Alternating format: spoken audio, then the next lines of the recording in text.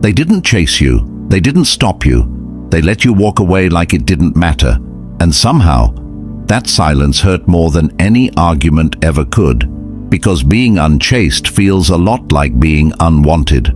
When someone doesn't chase you, the pain doesn't come immediately. It arrives later, quietly, when your mind starts filling in the gaps. You replay moments, searching for signs you missed. You wonder if they ever cared the way you did. You question whether leaving was a mistake, not because you wanted to go back, but because no one tried to stop you. This video isn't about rejection, and it's not about ego.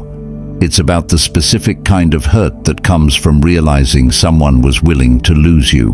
Because when someone doesn't chase, it creates a story in your head. That you were easy to let go of, that you weren't worth fighting for, that your absence didn't disrupt their world. But what if that story isn't the truth? What if not chasing wasn't a lack of feeling, but a lack of emotional capacity? Stay with me till the end, because once you understand why some people don't chase, even when it hurts them, you'll stop blaming yourself for the silence that followed. 1. Why not being chased cuts so deep? Being chased isn't about pride, it's about reassurance. When someone reaches for you as you're leaving, it tells you, you mattered, you were seen, you were worth the effort. So when they don't, the mind fills that space with self-doubt. You start asking questions that have no clean answers. Was I asking for too much? Did I misread the connection? Did I care more than they ever did? And the truth is, not being chased doesn't hurt because you wanted pursuit. It hurts because you wanted confirmation. Confirmation that what you felt was real, that the bond meant something to both of you, that you weren't alone in carrying the emotional weight. Their stillness made you feel replaceable, and that feeling stayed with you longer than the goodbye itself. But here's what most people never realize. Sometimes silence isn't indifference. Sometimes it's emotional paralysis. In the next part, we'll talk about why some people freeze instead of fight for connection, and why their lack of action says more about them than it ever did about you. 2. Why some people don't chase, even when they care. Not everyone knows how to fight for connection. Some people shut down when emotions get intense, not because they don't feel, but because they feel too much and don't know what to do with it. Chasing requires vulnerability. It requires saying, I might lose you, and that scares me. And for some people, admitting that fear feels more dangerous than losing the person itself. So instead, they stay still. They convince themselves that letting you go is the mature choice. That if you wanted to stay, you would. That reaching out would make them look weak. But what they're really doing is protecting themselves from rejection. Their silence wasn't confidence, it was self-defense. They didn't chase because chasing would have forced them to face their own emotional limits, their fear of not being enough, their fear of asking and still being left. And while you were questioning your worth, they were wrestling with emotions they never learned how to express. In the next part, we'll talk about why their inability to chase does not mean you weren't worth choosing, and how to release the story that silence planted in your mind. And why their silence was never a measure of your worth. When someone doesn't chase you, it's easy to believe a painful story, that if you were more important, they would have fought harder, that if you mattered enough, they wouldn't have let you go so easily. But worth is not proven by pursuit, and silence is not a verdict on your value. Their inability to move toward you was about their limits, not your lack. Some people don't know how to ask for what they want. Some don't know how to stay when emotions become uncomfortable.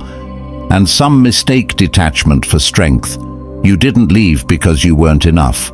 You left because the connection reached a place where effort could no longer be one-sided. If they had chased you, it might have eased the pain, but it wouldn't have fixed the imbalance that already existed. And here's the truth that brings relief. Someone who is capable of meeting you emotionally won't watch you walk away in silence. They may not chase dramatically, but they will communicate, clarify, and show care. So if you weren't chased, it doesn't mean you weren't chosen. It means you were asking something they didn't know how to give. In the next part, we'll talk about how to stop replaying the moment you left and how to loosen the grip that unspoken goodbyes leave behind. 4. How to stop replaying the moment you walked away. There's a moment that replays in your mind more than any other.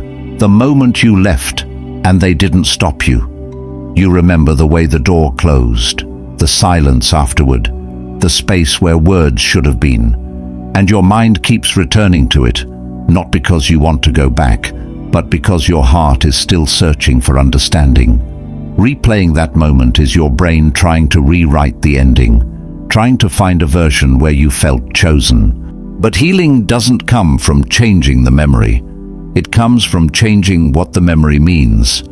They didn't chase you, not because you weren't worth it, but because they didn't know how to meet you where you were asking to be met.